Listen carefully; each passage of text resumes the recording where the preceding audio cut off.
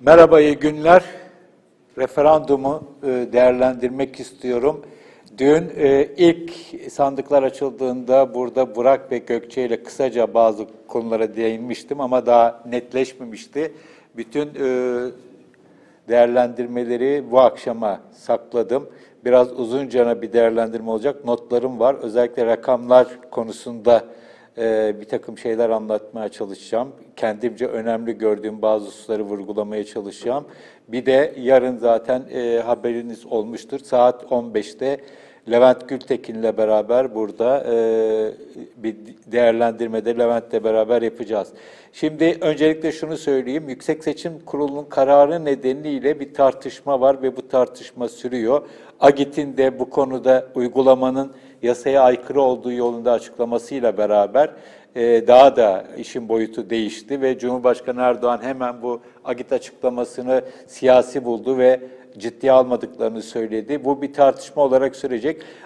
Ancak bu bambaşka bir olay olduğu için bunları önemsemekle birlikte bugün yapacağım değerlendirmede YSK tarafından kabul edilen, verilen rakamlar üzerinden gitmek istiyorum. Yani %51'i biraz aşmış olan bir evet oyları ve %48'in %49'a yaklaşmış olan bir hayır oyları üzerinden. Ama daha çok iller bazında da gitmek ve bazı bölgeler bazında bir takım değerlendirmeler yapmak istiyorum. Bunu yaparken de özellikle bir gazeteci olarak takip ettiğim Milli Görüş Hareketi'nin özellikle 80 sonları ve 90'dan itibaren izlediği seçim grafiklerine de arada sırada göndermeler yapacağım. Şunu özellikle söylemek istiyorum. Bu seçimin şu haliyle kazananı tabii ki evetçiler ve Tayyip Erdoğan. Ancak Tayyip Erdoğan'ın evet gecesinde Huber Köşkü'nde çekilen fotoğrafı bize net bir şekilde bunun içe sinmemiş bir galibiyet olduğunu çok net bir şekilde gösteriyor. Tayyip Erdoğan'ın fotoğrafını arkadaşlar herhalde birazdan koyarlar. Çok meşhur. Cumhurbaşkanlığı forsunun önünde evet bu fotoğraf. Aslında bu fotoğrafın devamında bir takım damadının ve danışmanlarının da benzer fotoğrafları da servis edildi. Burada şunu görüyoruz. Bu yani fotoğraf tek başına göstermiyor ama seçim sonucuna baktığımız zaman, referandum sonucuna baktığımız zaman bu çok büyük bir başarı değil. Ve buradan tabii ki başkanlık sistemi çıktı. Bunun gerekleri hayata geçirilecek ama ülke ortadan ikiye ayrılmış durumda ve Tayyip Erdoğan burada umduğu, beklediği sonucu elde edemedi. Buranın birazdan rakamların üzerine geçeceğiz ama bence en önemli husus İstanbul. İstanbul'da %48.65 evet çıktı. Ama Anadolu Ajansı bize ilk tabii bütün her yerde olduğu gibi İstanbul'da açık ara evet göstermişti. Ama daha sonra İstanbul'da hayırın öne çıktığını gördük. Ankara'da da öyle. İstanbul ve Ankara, İstanbul tabii ki Tayyip Erdoğan için önemli. 94 yılında belediye başkanı olduğu zaman Tayyip Erdoğan'ın yükseliş grafiği İstanbul'da başladı. O zamanlar ettiği İstanbul'u yakalayan, Türkiye'yi hatta dünyayı yakalar, İstanbul'u alan Türkiye'yi alır sözleri hep onun için bir tür yol gösterici oldu. Ve baktığımız zaman 94 seçiminden bu yana belediye seçimlerinin hepsini ve AKP kurulduktan itibaren de bütün girdiği seçimlerde ve halk oylamalarında Tayyip Erdoğan İstanbul'da hep önde geldi. Genel seçimlerde, yerel seçimlerde, referandumlarda ve Cumhurbaşkanlığı seçiminde hep İstanbul'da Tayyip Erdoğan ve onun partisi ya da onun tercihi ön sırada oldu ta ki düne kadar. Dün ilk defa Tayyip Erdoğan İstanbul'da geçildi. Bunun çok büyük bir önemi olduğunu düşünüyorum. Sembolik önemi apayrı ama onun dışında da bir önemi var. Hele bunu Ankara ile birleştirdiğiniz zaman ve Mersin, Adana, Antalya, İzmir gibi büyük şehirlerde elde edilen sonuçlara baktığımız zaman bunu çok net bir şekilde görüyoruz. Şimdi İstanbul'da AKP %48,7 almıştı 1 Kasım'da. Bugün de benzer bir oy aldı. Tamam, AKP diyelim ki oyunu korudu. Ama 1 Kasım'da MHP'nin %8,6'lık bir oyu var. Burada bunu devam edelim. Ankara'da %48,8'lik bir oy almıştı 1 Kasım'da AKP. Bakıyoruz bu seçimde de referandumda da %48,8 evet oyu var. Yani AKP oyunun 1 Kasım'dakinin aynısı ama bu sefer MHP'nin %14,2'lik oyu buharlaşmış oluyor. Bir Adana örneği var, o da çok çarpıcı. AKP 36,8 almış Adana'da. Bugün yapılan şeyde 41,85, yani AKP'nin oyundan 5 puan farklı olmuş, yukarı çıkmış. Ama Adana'da 19,6'lık bir MHP oyu var. Dolayısıyla MHP oyunun 14 puanı kaybolmuş. Ve bakıyoruz Mersin'e. Mersin'de 35,99, 36 diyelim, evet oyu var. 31 AKP'nin oyu 1 Kasım'da, 5 artmış yani, ama MHP'nin oyu 21,4. Yani aslında baktığımız zaman 16,4. Bunları çoğaltabiliriz. Antalya, özellikle batıdaki merkezlerin hemen hemen hepsinde çok ciddi bir şekilde AKP-MHP ittifakı çok ciddi şekilde yara aldı. Tabii ki MHP'de muhalif hareket olduğu için buradan bir kopuş olduğu muhakkak. Ama bu giden puanların hepsinin tamamen MHP'den gittiğini söylemek mümkün değil. Öyle bir durumda İstanbul'da hiçbir MHP'linin evet oyu vermediği gibi bir sonuca gidebiliriz. Bugün burada Bekir Ağırdır vardı başka bir yayın için. Onunla sohbetimizde o kendi tahminini şöyle söyledi. AKP'den 4 puanlık bir kayıp söz konusuydu ve MHP ittifakıyla bu 4 puanı telafi etti. Dolayısıyla MHP'nin son seçimde aldığı 11,9, yani 12'nin Bekir Ağırdır'ın söylediğine göre 8 puanı uçmuş oluyor. Bu çok başlı başına bir mesele. Ama bunun ötesinde baktığımız zaman, haritaya baktığımız zaman, bunun içerisine Ankara'yı da eklediğimiz zaman, Eskişehir'i eklediğimiz zaman, ülkenin batısında ve güneyinde, Akdeniz'de, Ege'de, önemli illerde ki Uğur Gürses'in bugünkü yazısına göre ülke üretiminin, ülke gelirinin %61'ini üreten illerde AKP ve evet oyları geride kaldı.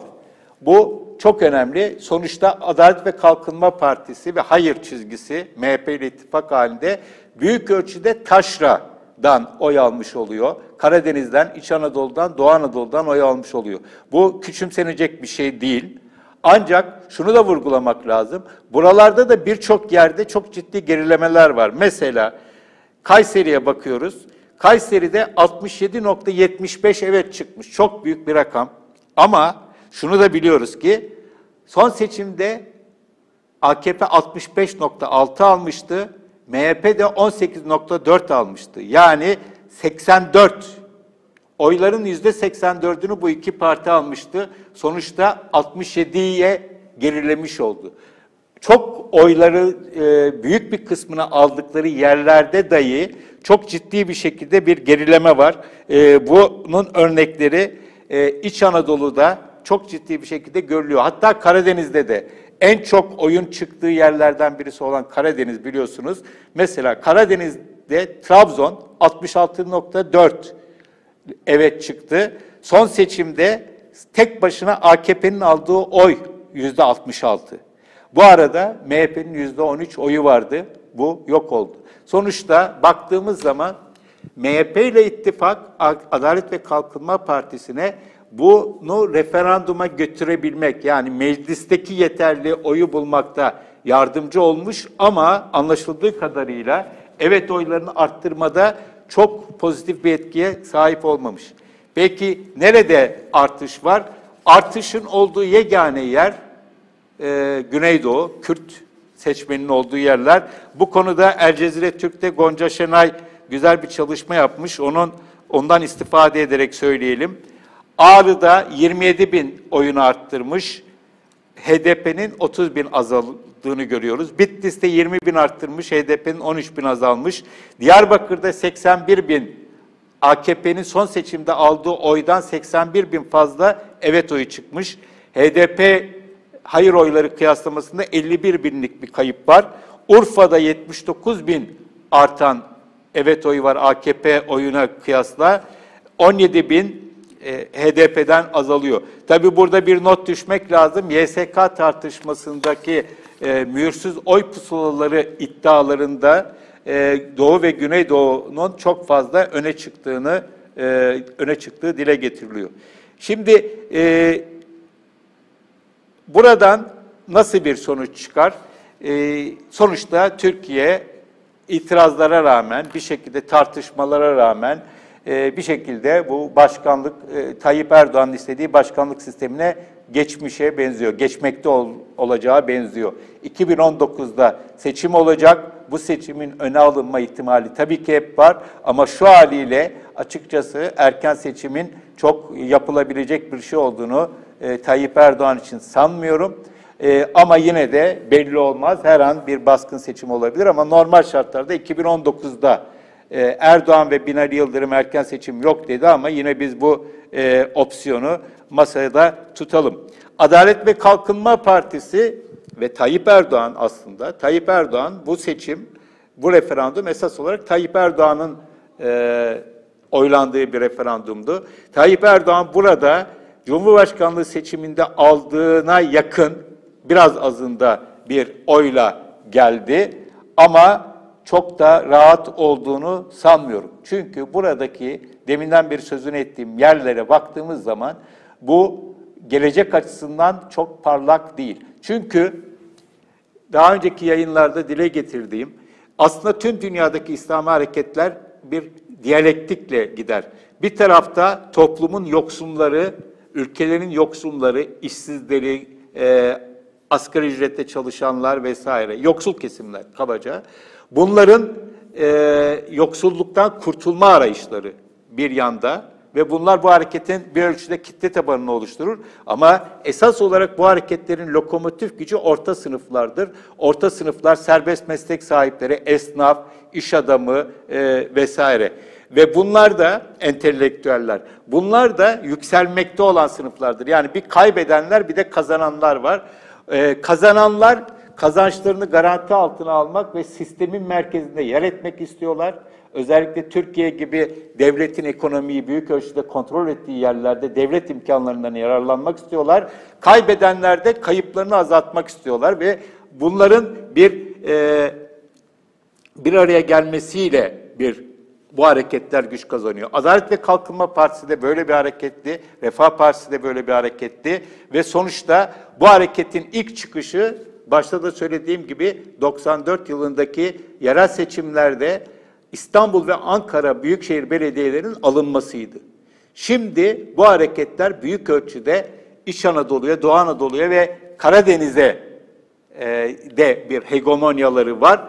Büyük şehirlerdeki etkileri giderek azalıyor ve burada ülkenin dinamosu olan bu yerlerde gerilemeye başlıyorlar. Bu sonuçta İstanbul başta olmak üzere Ankara dahil, İzmir'de aranın iyice açıldığını görüyoruz. Mersin, Adana, Antalya gibi yerleri görüyoruz. Bunların hepsi birer alarm. Bu alarm niye yol açar? Reisçiliğin krizi dedim ben bunu referandumun öncesinde. Şu anda Türkiye'de Adalet ve Kalkınma Partisi'nin başlangıcındaki yolundan çok farklı bir siyasi iktidar var. İktidarı tek elinde toplama ihtiyacı hissetmiş bir Tayyip Erdoğan var ve bunu koruyabilmek için hep daha fazla iktidara ihtiyacı var ve insanlar artık bir davaya değil ona bağlanıyorlar ve reis üzerinden bu olay yürüyor. Şu anda reisin en büyük desteği toplumun büyük ölçüde kaybedenleri. Bunlar tabii ki önemli, değerli, sayıca fazlalar, bir de belli bir dinamizm katıyorlar. Ama bu hareketi çekip çevirecek, bu hareketi pozitif anlamda bir takım hedeflere, vizyonlara taşıyabilecek kesimlerin, orta sınıfların bu hareketten uzaklaşmakta olduğunu görüyorum. Referandum öncesinde bunu iddia etmiştim. Özellikle dindar orta sınıfların Erdoğan'a karşı mesafe koymaya başladıklarını, bunun içerisinde orta sınıflar derken serbest meslek sahipleri, entelektüeller vesaire bir yığın iş çevreleri, bunların hepsini katabiliriz. Özellikle büyük şehirlerdeki seçim sonuçları bunu bence kanıtladı. Burada çok ciddi bir kriz var. Reisçiliğin krizi bu referandum sonuçlarına baktığımız zaman çözülmedi, çözüleceği de bence benzemiyor. O anlamda başlangıçta sözünü ettiğim fotoğraf tekrar gündeme gelebilir. Bu tedirginlik yaratan bir şey. Bu önünü açan bir sonuç değil. Bir %55 ve üstü bir oy almış olsaydı çok daha rahat bir Erdoğan ve çevresi görecektik ve ona göre hayır diyenler daha az seslerini çıkartabilecekler ve evet ve başkanlık sistemi daha güçlü bir şekilde inşa edilecekti. Şu anda ne olacak? Şu anda benim tahminime göre bu kıl payı durumu ve büyük şehirlerdeki ciddi gerileme, Batı ile olan gerginliğin AGİT ön raporuyla beraber tekrardan tırmanacağının gözükmesi gibi hususlarla beraber bu olayın Türkiye'de siyasi kutuplaşmanın daha da tırmanmasının yüksek bir ihtimal olduğunu düşünüyorum. Nitekim Cumhurbaşkanı Erdoğan Huber Köşkü'nde ilk yaptığı konuşmada, halka yönelik konuşmasında ne yaptı? İdamı da referanduma götürmeyi düşündüklerini söyledi. Bugün yaptığı konuşmada da Avrupa Birliği ile üyelik müzakerelerini referanduma götürmeyi düşündüğünü söyledi. Bunların sayısı artacağı benziyor. Tabii ki bu arada Kılıçdaroğlu ile ilgili şeyini de sürdürdü. Kılıçdaroğlu'na gelmeden önce Adalet ve Kalkınma Partisi ve Erdoğan'a burada en azından bir virgül koyalım. MHP'ye bakalım. Benim gözümde artık MHP açıkçası bu seçim sonucundan sonra bu seçim referandum sonucundan sonra artık büyük ölçüde etkisini yitirmiş bir parti. Buradan ayrılan kişiler, MHP'den atılan kişiler, muhalif olarak hayır kampanyası yapan kişiler yeni bir parti kurarlar mı, başka bir takım partilerle işbirliklerine giderler mi? Buna bakacağız ama Bahçeli ve Bahçeli'nin MHP'sinin pek bir geleceği olduğunu sanmıyorum. Kaldı ki Erdoğan'ın da artık Bahçeli ve onun çevresindeki yapıya, onun liderlik ettiği yapıya çok fazla ihtiyacı kalmış değil. Referandum sonuçları da zaten MHP'nin çok da fazla bir katkısı olmadığını da gösterdiği için MHP artık Türkiye'de zaten başkanlık sistemi ile beraber parlamentonun etkisinin iyice azalacağını, neredeyse hiçleşeceğini düşünürsek, MHP gibi 3. 4. partilerin fonksiyonları pek kalmayacak. İyice buradan bir gelecek gözükmüyor. MHP yönetimi Adalet ve Kalkınma Partisi ile bir iç içelik yaşar mı? Açıkçası çok sanmıyorum ama kendilerinin fazla bir etkisi olacaklarını bu referandumdan sonra etkilerinin büyük ölçüde marjinalleşeceğini tahmin ediyorum. Türkiye'nin kaderinde son yıllarda ilk defa ciddi bir şekilde etkili oldu. Ülkeyi bu referanduma getirdi MHP ve bu referandum birçok kişinin önceden belirttiği gibi bir nevi kendi intiharıydı ve bunu da referandum sonucuyla beraber görüyoruz. HDP meselesine gelince HDP'de bir oy kaybı var ama bu oy kaybının hakkaniyetli bir şekilde baktığımız zaman birçok nedeni var. Yaşananlar ortada, HDP'nin başına gelenler ortada. Şu anda görüyorsunuz 2 eş başkan cezaevinde. Özellikle Selahattin Demirtaş'ın bu kampanya boyunca özgür bir şekilde kampanya yapabilme ihtimalinin herhalde buradaki kıl payı olan referandum sonuçlarında evet oylara aleyhine etkisi olacağını herhalde herkes kabul edecektir. Dolayısıyla bu da HDP'lilerin, Demirtaş başta olmak üzere HDP'li milletvekillerinin, belediye başkanlarının ve parti yöneticilerinin neden cezaevinde olduğu sorusunun önemli bir şekilde cevapladığını düşünüyorum.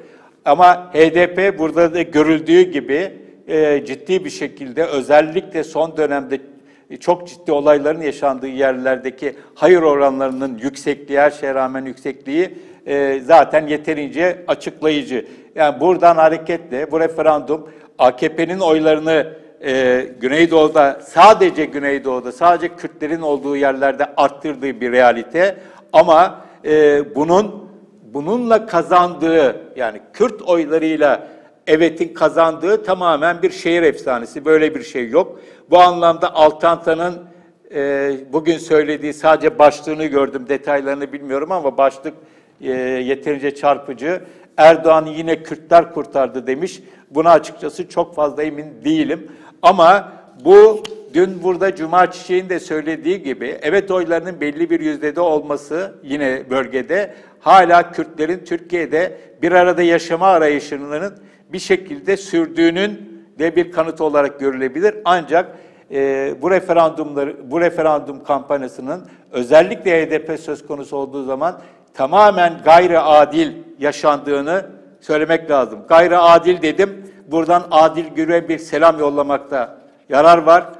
Her bölgede evet önde ve %60 demiş birisinin artık hala televizyonlarda vesaireye çıkıp kendini tevil etmeye çalışmasını da bu referandumun en büyük nelerinden diyelim, kaza demeyeceğim, bu kaza değil, bilerek yapılmış bir şey. Bu kadar net bir manipülasyonu, son yıllarda çok manipülasyon yaşadık ama bu kadar netini yapıp bir kariyeri heba etmesi gerçekten çok manidar. CHP'ye gelince, Kemal Kılıçdaroğlu'nun istifasını isteyen çok kişi var. Belki benden de bu tür çıkışlar bekleyenler olabilir ama açıkçası böyle düşünmüyorum. Kılıçdaroğlu gerçekten ilginç bir şeyi bilerek mi yaptı, ne derece bilinçli bir şekilde yaptı bilmiyorum ama bu referandum sonuçlarının böyle kıl payı olması, neredeyse ülkenin yarısının hayır demiş olması, kimilerine göre yarıdan fazlası ama en azından YSK rakamlarına göre yarının biraz altında hayır demiş olması aslında bir mucize. Çünkü Türkiye biliyoruz ki sağcı bir ülke. Bunu benim gibi küçük yaştan itibaren solcu olanlar çok iyi bilir. Bu ülke maalesef sağcı bir ülkedir. Kolay kolay iflah olacağı da benzemiyor açıkçası. Ve burada dolayısıyla sağcı bir ülkede sağcı bir liderin yanına yine bir sağcı bir lideri alarak yaptığı bir çağrının karşısında Kürtlerin ağırlıklı olduğu bir parti, sol bilinen bir parti ve biraz da MHP'den bir takım ayrılan insanlar vesaire.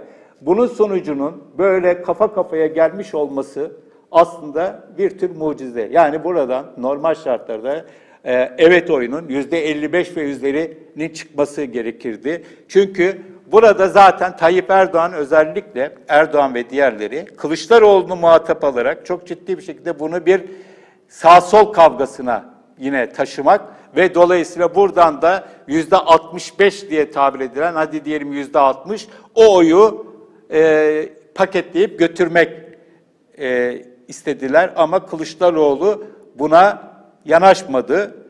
Ama çok ciddi bir takım falsolar oldu. Bugün bizim Hilmi Acaloğlu Murat Sarı ile konsensüsten bir söyleşi yapmış. Orada Murat Sarı iki noktanın altını çiziyor. Bir, adını bile hatırlamadığım CHP'li bir milletvekilinin evetçileri denize dökme çıkışı diyeceğim ama garabeti. Bir diğeri de benim de izlediğim bir toplantıda Kılıçdaroğlu'nun 15 Temmuz'a kontrollü darbe demiş olması. Yani bunlar normal şartlarda bunların çok daha fazlasını, çok daha sertini evet cephesi yaptı. İlk günden itibaren hayırcıları terörist olarak tanımlamak, vatan haini olarak tanımlamak vesaire. Ama medyanın kontrolü, devlet imkanları vesaire büyük ölçüde onların elinde olduğu için CHP içerisinden çıkan bu tür denize dökme, kontrollü darbe gibi şeyleri çok ciddi bir şekilde kullandılar. Özellikle kime karşı kullandılar? Normalde AK Parti seçmeni olan ama kafası karışan insanları hayır vermemeye ikna etmek için, ki bugün konuştuğum o çevrelerden birkaç kişi bunun gerçekten şahsen tanık olduklarını söylediler bazı insanlardan. Bu tür çıkışların, kontrollü darbe çıkışının ya da denize dökme çıkışının gerçekten özellikle büyük şehirlerde etkileri olduğunu söylediler ki hiç yabana atılacak bir şey değil. Buna rağmen çıkan sonucun hiç de ağıt yakılacak bir sonuç olduğunu söylemiyorum. Tabii ki burada şöyle bir şey var.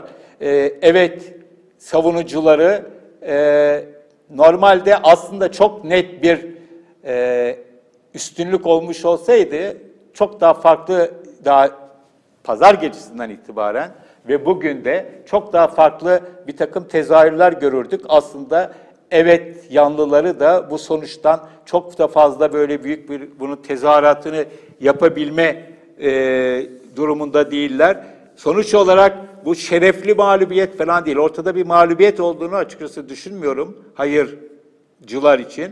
Sonuçta bu ülkede normal şartlarda Tayyip Erdoğan gibi Türkiye'de siyaseti en iyi yapan, bunu kabul etmek lazım, bir kişinin kendini ortaya atarak ve devletin tüm imkanlarını kullanarak rakiplerinin büyük bir çoğunluğunu bir takım yollarla gazetecileri vesaireleri, siyasetçileri adliye üzerinden devre dışı bırakarak, devlet imkanlarını kullanarak, medyanın büyük bir çoğunluğunu kullanarak, zaten sağcı olan bir ülkede sağ sloganlarla milliyetçiliği tırmandırarak, Batı karşıtlığını tırmandırarak yürüttüğü gayri adil bir kampanyada alınan sonuçta başkanlık sistemini Türkiye'ye getirecek olabilir. Eyvallah. Bu çok önemli bir gelişme. Tabii ki başlı başına.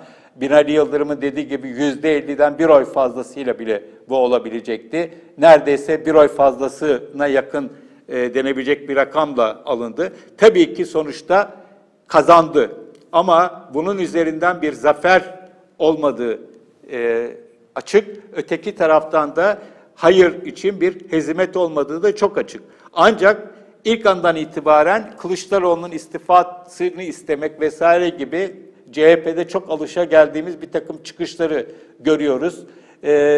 İnsanlar özellikle YSK meselesinde daha aktif, daha hırçın, daha sert olmalarını istiyorlar CHP Genel Merkezi'nin. Bu baskı süreceğe benziyor. Ama şunu kabul etmek lazım, gerçekçi olmak lazım. Türkiye'de hukuk diye bir şey yok. Türkiye'de bütün hukuk alanları kapanmış durumda. En son gördüğümüz gazeteci yargılamalarında gördük.